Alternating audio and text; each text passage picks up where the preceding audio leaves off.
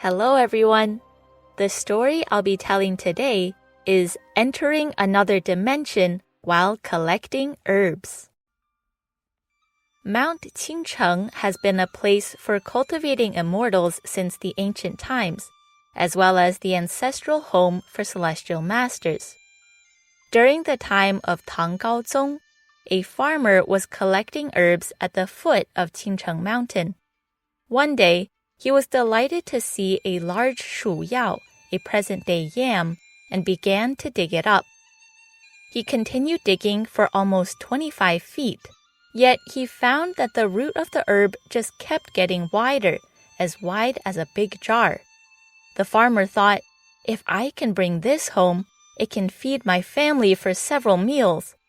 He kept digging happily until he reached 60 to 70 feet, but still no sign of the end. Then the soil began to cave in. Suddenly, he tumbled into a deep pit over 100 feet down.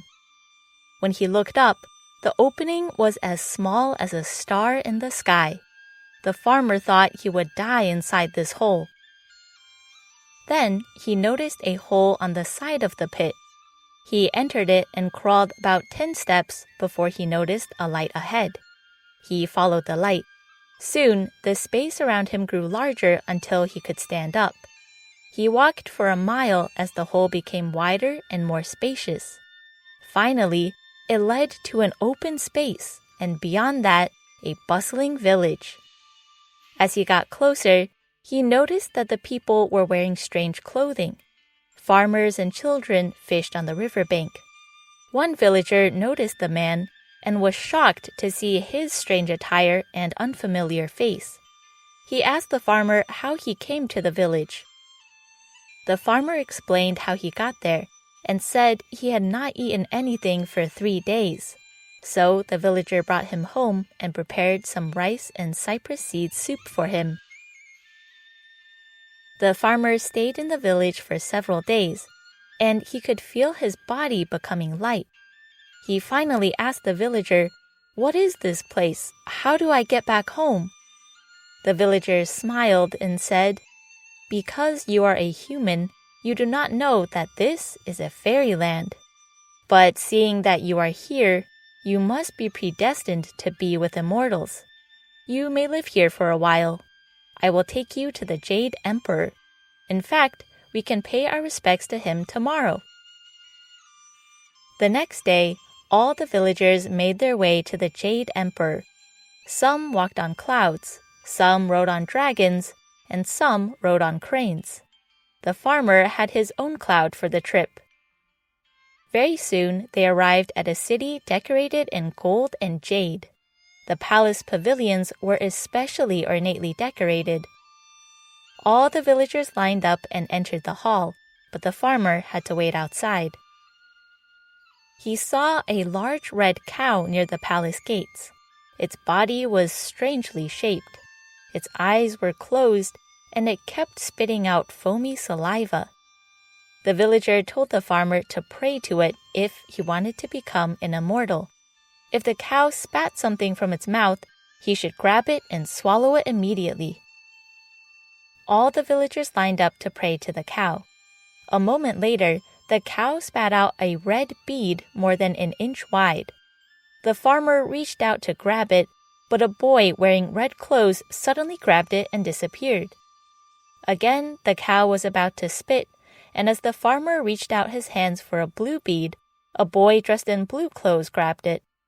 When the cow spat out yellow and white beads, they were taken by boys dressed in yellow and white. Seeing the competition, the farmer placed his hand directly over the cow's mouth, and finally he received a black bead, which he quickly swallowed. The villager then led the farmer inside the palace to pay his respects to the Jade Emperor.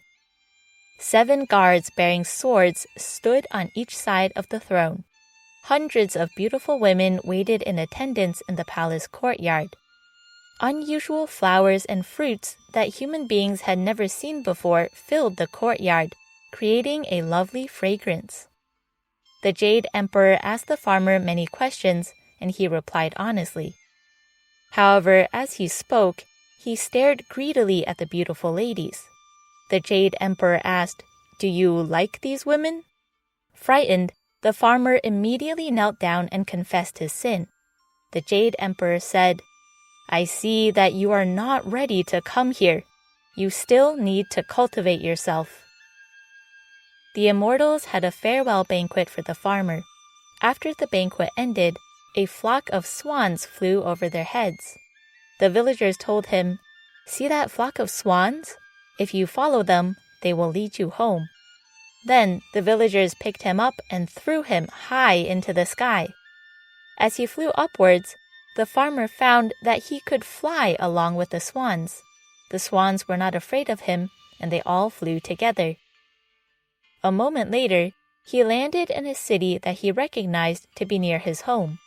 He asked some people if they knew his family, but oddly, no one had heard of them. He asked everyone in his old village without any hope, until eventually a man over 90 years old said, "My grandfather went to the mountain to collect herbs, but never returned. That was 90 years ago." The farmer realized that this man was his grandson. They hugged and cried. The grandson told him, "All of our relatives are dead now. I am the only one left." The farmer later learned that the place he had gone to was the palace of the legendary Jade Emperor. The 7 guards on each side of the Jade Emperor are the Big Dipper. The strange cow was the Piggy Dragon. The beads it spat had special powers. If one swallowed the red bead, one would live as long as heaven and earth. If one swallowed the blue one, they would live 50,000 years. If one swallowed the yellow one, they would live 30,000 years. Swallowing the white one meant 10,000 years, and swallowing the black bead would mean one would live 5,000 years. The farmer had swallowed the black bead, which meant that even if he did not cultivate, he would continue to live for 5,000 years. Upon understanding this, the farmer returned to Qing Cheng Mountain and was never to be seen again. Perhaps he went back to the immortal palace in another dimension. Thank you for listening to today's story. Be sure to like and follow for more stories next time.